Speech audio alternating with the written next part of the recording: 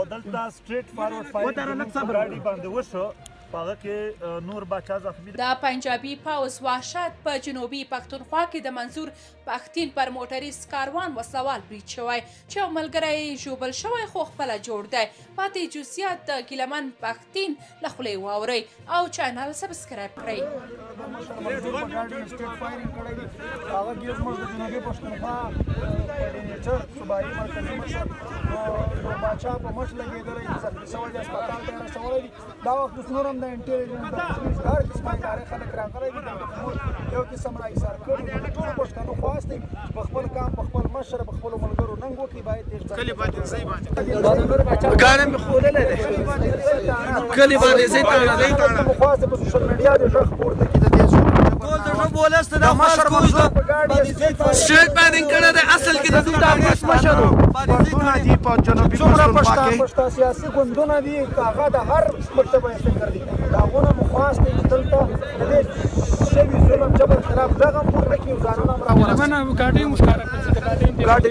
هغه ګاډی موږ دغ کړی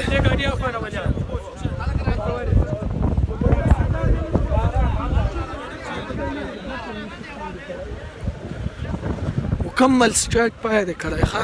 دا ټیرونه یې وله ټول ویشتلي دي ښه. په دې ګاډي کې مشر ناست و. دا وګورئ بالکل سټریټ فایر یې کړی دی ښه. دا شیشې وګورئ، دا شیشې وګورئ او دا وګورئ بیخي سټریټ فایر یې کړی دی، بیخي سټریټ.